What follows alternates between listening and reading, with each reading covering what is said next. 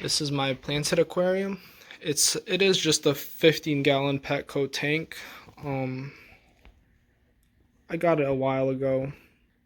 It found no use, and recently I just had a spark of creativity, wanting to create life. And as I don't have a wife, I'm going to have to settle with a fish tank. But basically, I want to start talking maybe about the first simple but arguably the most important part. Not the most important, actually, in my opinion, but one of the most critical parts of any planted tank is that's the substrate, and I chose to go with a Eco Complete. And it's arguable, a lot of people don't get the results they expected with the substrate, but I think it's a great substrate. You just have to kind of you have to know what you're getting yourself into when you purchase this and base your entire tank off of it, because it is a lava rock. It's basically like a gravel. It is not nutritious in itself. It has no nutrients. It comes wet in the bag, filled with some fertilizer, which will help you kickstart, but it just does not have anything that you need the same way that substrates like Amazonia and all those other soil-based, clay-based substrates will have. This is just gravel, and it's I think it's inert. That's what the vocabulary is to describe this. It's just little rocks compared to the soil and clay based substrates, which have all sorts of decomposing earthworm castings, whatever else might release nutrients over into the water over an extended period of time. But I went with this because while those substrates, they're great for beginning, a lot of articles I read, people say that eventually they become depleted of their nutrients, and then you eventually, maybe after like 2-3 years, you have to end up revamping your entire aquarium. And while I think if you sustain it and take care of it properly, that won't be necessary, because they still absorb nutrients which come from the natural system of what the aquarium is, from the leaves dying, the fish, other aquamarine life that you might have in there excreting and dying and living and giving birth. The life cycle, the biological matter goes into the substrate. Eventually, over time, as you cycle the tank and the water and your filter and your substrate,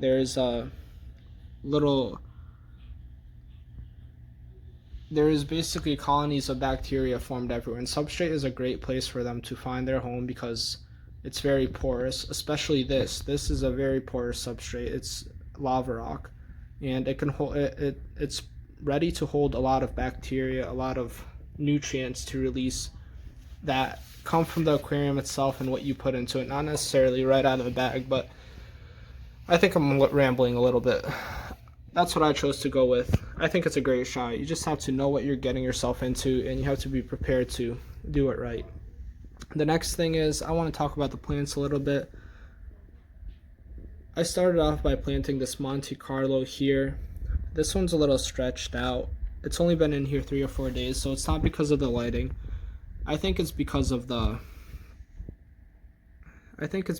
way I planted it, obviously. On this side here, I planted stem by stem, and I don't know, I just wasn't sure how to plant it correctly. I planted it stem by stem. It took a long time, and this was at like 1, 2 in the morning. I just wanted to get this done. I've been waiting so long for my materials. They finally came in, so I was like, I'm planting. I don't care, and I want to set up this tank. My filter just came in. Everything came in, almost, except for my CO2 system. But I wanted to plant, so I planted everything else. Looking at this spot here, I'm like, what do I want here? Decided I want another Monte Carlo carpet. And here, I was tired, and I just threw it down in clumps. And you can see here, I have a clump here, a clump there, a clump there, a clump there, a couple clumps there. It took 5-10 minutes to plant compared to this took me easily like 35-45 minutes. And at first I was a little bit like, dang, should have not rushed. But I think it'll make for an interesting little experiment in the long run.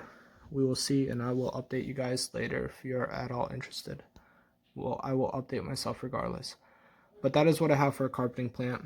Then back here I have these Anubis Nana Petties. I think they're like basically miniature Anubias. Sorry, guys. I want to butcher so much of these names because Latin is not my third or second or first or any language. But here I have them. I hope to eventually have a little bush of them growing around this area, and we'll see how that turns out. Another plant I went with here is this Crypt Wendy Red, and I bought them because I was expecting for this to be a low-tech, non-CO2 aquarium at first, but what do you know? Now we have CO2. So in general, I think any of these red plants, CO2 is greatly beneficial because to get those colors, those reds and purples that are really popping, I think CO2 and fertilization is no question. I have some moss mini Rica that I stuck in here. It's not really in this tank. I put it in the other 55-gallon that we have. Kind of just put my extra plants in there. I'll show you guys later, update you guys on that later. It's a little bit more rough than this one, which I put a lot of time and effort into. But anyways, as we go around, here I planted these, what are they called? Here I planted these Ludwigia repens, and this specific one, it's crossed with another plant called Arcuda. So I don't know, they look very beautiful in the picture. I bought these local. Try buy local, guys. Helps your local economy. It helps the people that are trying to put food on the table. I think it's a great thing to do, but that's besides the point of this video. And I hope they grow to be nice and red and tall and lush with the system that I have here. These plants, honestly, guys, the name is slipping my mind, but they're called, let me try to remember, Cupia something. Comment down below if you guys could educate me, but I'm hoping to make this into a bushy plant.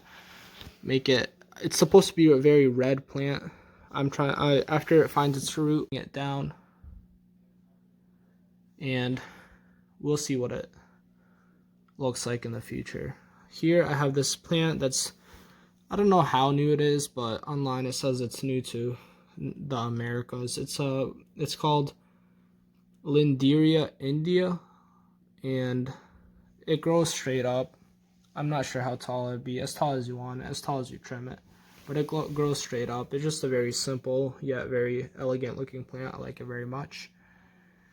And this is a high-tech plant as this. They both need additional CO2, while these guys here, they should be pretty well off without anything but, maybe some light fertilizers and just good lighting. But CO2 will benefit any type of plant that you have. Here I have, what do we have here? This is called the Pogostemon erectus, and I just thought it's a very cool looking plant. Here it is back there. You can see it a little bit kinda. And it's also a plant that requires CO2 and pretty good nutrients. Here we have a Limnophilia aromatica. It's a mini, and it's supposed to get tall, but I want to trim it and have it grow bushy around this rock here. But we'll see what the future holds. And the last plant I have in here is, if this ain't the hardest to pronounce, at least for me, the Mayaca fluviatilis. And yeah, it's just a very simple plant, a very old plant to this hobby. It's been around, and I just think it will look very simple and just add some character to the tank. I like it very much. This side, as you guys see, I'm trying to go with some like bushier type of environment versus here where I have this spider wood. I'm kind of envisioning maybe like a bit of a jungle. You know, it should be interesting. It's my first aquarium. Given a few weeks ago, I literally did not know the first thing about aquariums or aquarium or plants or anything. But that's how you learn, with experience. So, you know, yeah. And I guess I'll talk about some of the other equipment I have. The light that I have is I'll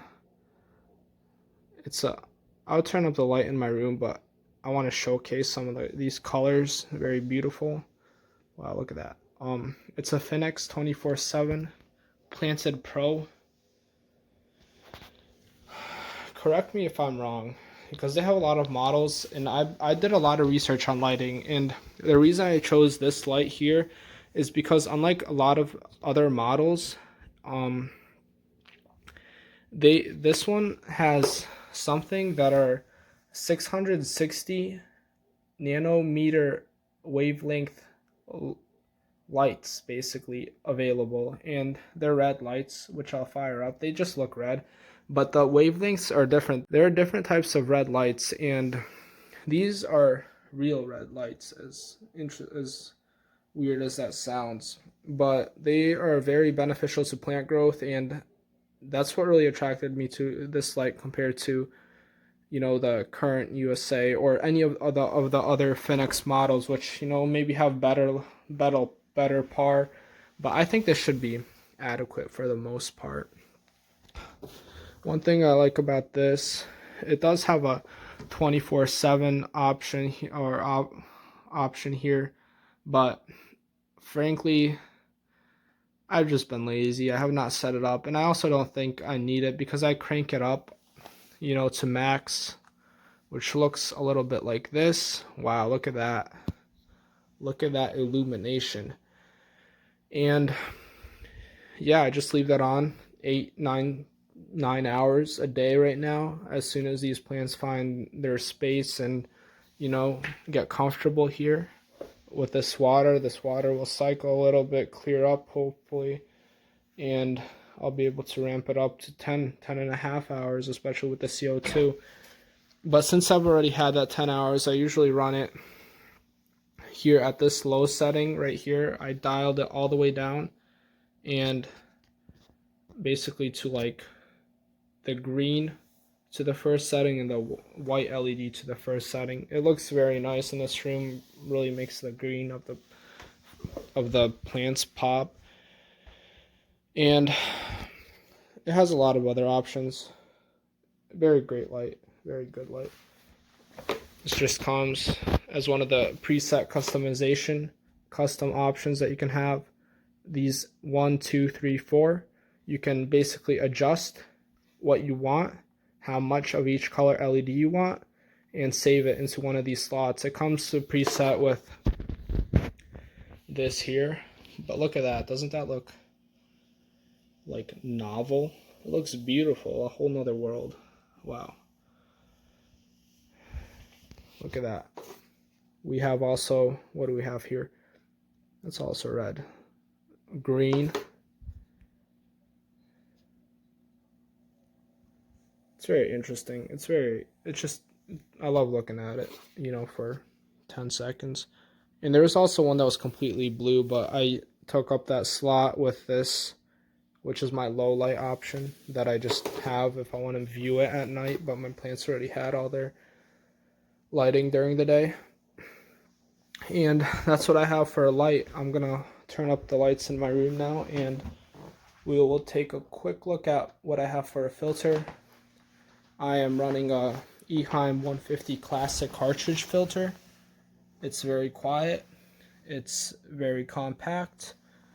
It's literally, for an aquarium this size, honestly, do not consider anything else, unless if this dark green bothers you. My mom did not like the green. They went with a different canister filter, cartridge filter for the 55 gallon. But, you know, you don't want to let things like that get in the way of facts. And just a great filter. For my CO2 system, I'm running this here, just a plain old Amazon China tank. I don't know what I have. What do I have here for the regulator? I am running, this is probably like an Amazon. Honestly, it does the job, but I've been around manufacturing, guys, and these dials, even if you've seen some other gauges, these dials are just, they're like toys. Aluminum threads. It does the job, but I would not put it up with high quality. But my CO2 is off right now because I only run it during when my lights are on, and they've already had that. Look at this. What is this plant here called? I like it very much. Like a gum tree plant. I have no clue, honestly.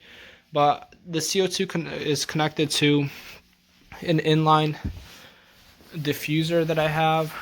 I kind of tried to stick it in here, but I have some, like, I don't know what, I have sweatpants in there and it gets knocked off, but I'll try to find another place in here for it.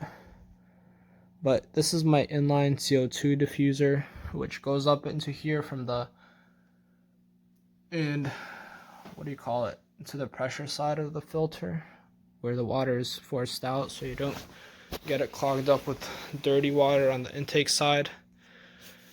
But yeah, that's that for my tank. That's what I'm running right now. I will update you guys as the plants grow, and we'll see where we go from here.